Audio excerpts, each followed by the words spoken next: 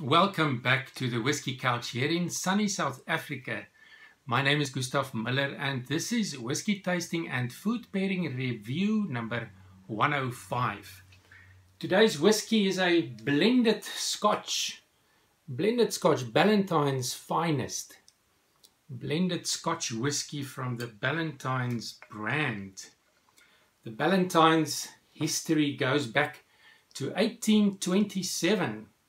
When it started in a grocery store in Edinburgh in Scotland. Ballantines is currently the biggest selling Scotch whisky brand in the world, the second biggest after Johnny Walker. Second biggest selling Scotch whisky brand in the world. It belongs to Chivas Brothers, part of Pernod Ricard. And the first Ballantines Finest was produced in 1910, and it consists of 40 different Scotch single malts and 4 single grain whiskies, bottled at 43% alcohol by volume.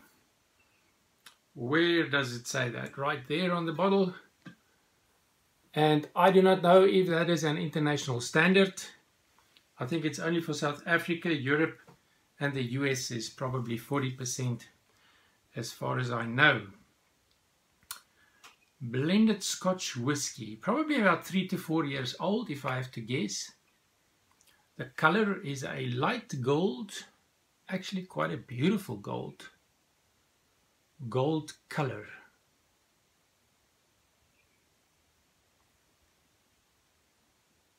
Soft nose. Very soft nose. What I pick up immediately is the grain whiskey sweetness.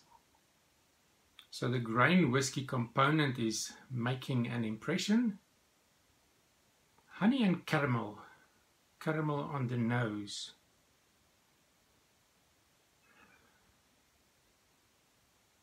Malt cereal.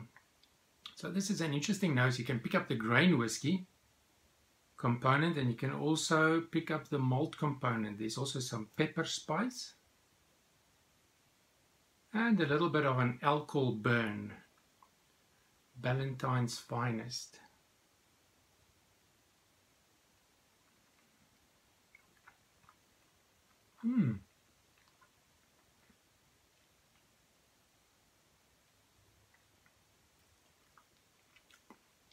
Not a bad blended Scotch. Soft on the palate. Vanilla, caramel and apples. Vanilla, caramel and just a sort of a hint of apples. The grain sweetness is again, you can pick it up, you can identify it, but it's not completely overpowering. I'm getting some white chocolate notes. The malt note is there and there's a hint of smoke, probably from the inside of the toasted casks in which it was matured.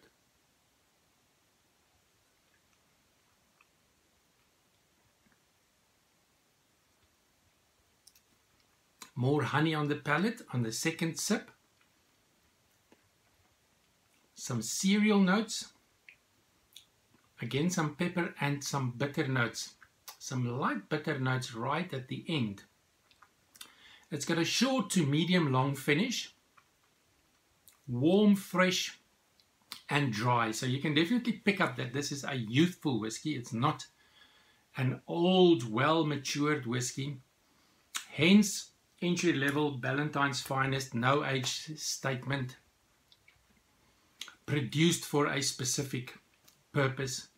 I wouldn't say that this is your regular sipping whiskey, probably a good whiskey for cocktails, but with at certain occasions you can actually sip on this. Let's see what a few drops of water will do. 43% alcohol by volume, so I'm gonna add like a half a teaspoon of water just to see what the effect is. Oftentimes a few drops of water will open up the whiskey and reveal some more on the nose and a bit more on the palate. Like for instance here now, immediately more sweet grain notes and a little bit more vanilla on the nose, that is.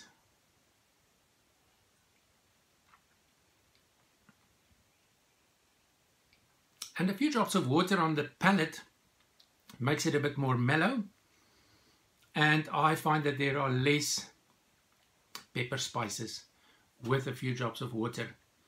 I must say, quite a full-bodied whiskey, if you take into account the age of this whiskey. 3 to 4 years, probably no age statement, yet it's got quite a decent body to it.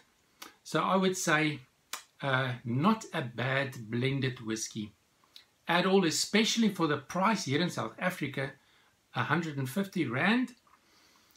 In the UK and in the US, I believe it's less than $20.20. So 150 Rand in South Africa is really a very good price. If you want to pair this whiskey with a food snack, then I would recommend that you try to connect with the vanilla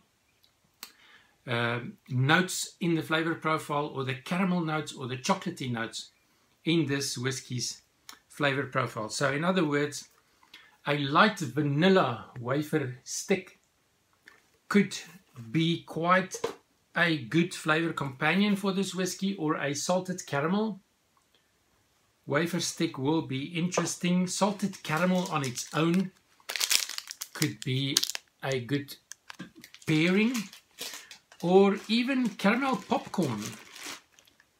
Caramel popcorn is not that of a bad idea. White chocolate with malt centers could be a good flavor pairing, or a Rolo chocolate, and of course a decent fruit and cheese plate can work with this whiskey. I'm going to try both. I don't think it's too visible on the camera. I'm going to try both the vanilla wafer stick, that's the one here, and I'm also going to try the caramel, salted caramel wafer stick to see which one works best. So here goes the vanilla wafer stick.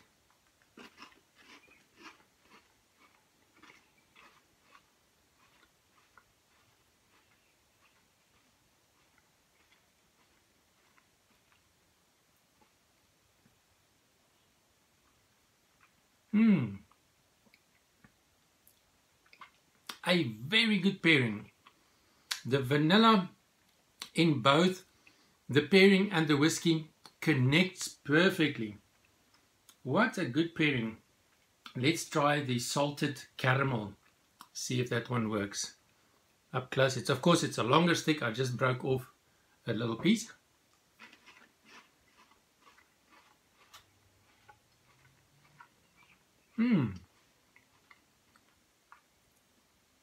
Beautiful salted caramel and the texture of the wafer.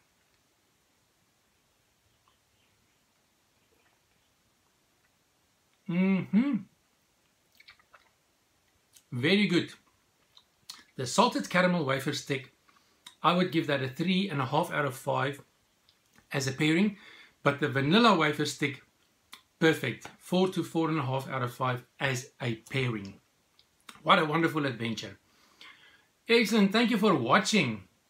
Remember to share this video with your friends, and I will see you again tomorrow. More whiskey tastings and whiskey and food pairing reviews to come.